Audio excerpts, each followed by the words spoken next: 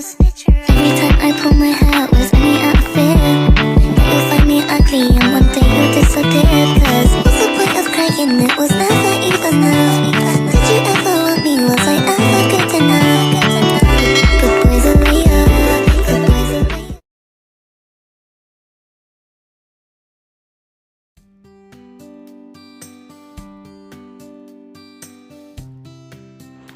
Pada video pembelajaran kali ini, kita akan belajar tentang dinamika dan tantangan Pancasila sebagai sistem filsafat. Yang pertama terkait dengan dinamika dan tantangan Pancasila sebagai sistem filsafat. Filsafat adalah ilmu yang mengkaji hakikat segala sesuatu. Hakikat segala sesuatu berarti kebenaran terdalam, kebenaran fundamental, atau kebenaran hakiki. Dalam kajian epistemologi, Pancasila sebagai sistem filsafat dimaksudkan sebagai upaya untuk mencari hakikat Pancasila sebagai suatu sistem pengetahuan. Selanjutnya terkait dengan dinamika Pancasila sebagai sistem filsafat. Yang pertama kita lihat pada era pemerintahan Soekarno. Pancasila sebagai sistem filsafat dikenal dengan istilah filosofis Grundslag.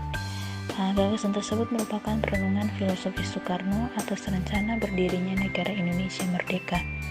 Ide tersebut dimaksudkan sebagai dasar kerohanian bagi penyelenggaraan kehidupan bernegara. Ide tersebut ternyata mendapat sambutan yang positif dari berbagai kalangan, terutama dalam sidang BPUPKI pertama, persisnya pada 1 Juni 1945.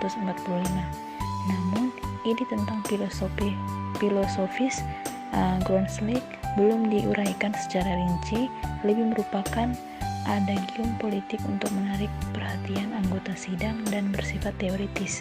Pada masa itu, Soekarno lebih menekankan bahwa Pancasila merupakan filsafat asli Indonesia yang diangkat dari akulturasi budaya bangsa Indonesia.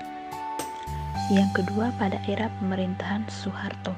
Pada era Soeharto, kedudukan Pancasila sebagai sistem filsafat berkembang ke arah yang lebih praktis, atau dalam hal ini istilah yang lebih tepat adalah Weltanschauung.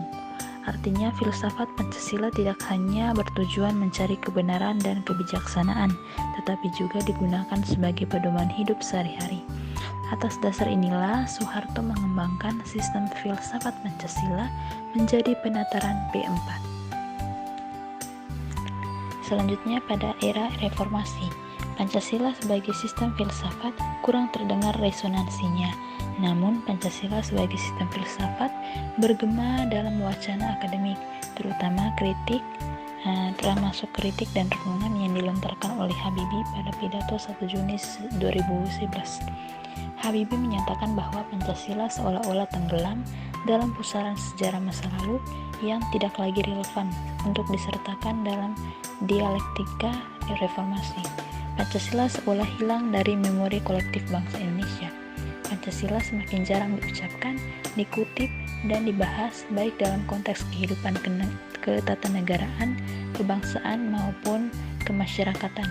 Pancasila seperti tersandar di sebuah lorong sunyi justru di tengah denyut kehidupan bangsa Indonesia yang semakin hiruk-pikuk dengan demokrasi dan kebebasan berpolitik. Berikutnya terkait dengan tantangan Pancasila sebagai sistem filsafat. Yang pertama, kapitalisme. Kapitalisme adalah aliran yang meyakini bahwa kebebasan individual pemilik modal untuk mengembangkan usahanya dalam rangka meraih keuntungan sebesar-besarnya merupakan upaya untuk menyejahterakan masyarakat. Salah satu bentuk tantangan kapitalisme terhadap Pancasila sebagai sistem filsafat ialah meletakkan kebebasan individual secara berlebihan sehingga dapat menimbulkan berbagai dampak negatif seperti monopoli, gaya hidup, konsumerisme, dan lain-lain. Lalu yang kedua, komunisme. Komunisme adalah sebuah paham yang muncul sebagai reaksi atas perkembangan kapitalisme sebagai produk masyarakat liberal. Komunisme merupakan aliran yang meyakini bahwa kepemilikan modal dikuasai oleh negara untuk kemakmuran rakyat secara merata.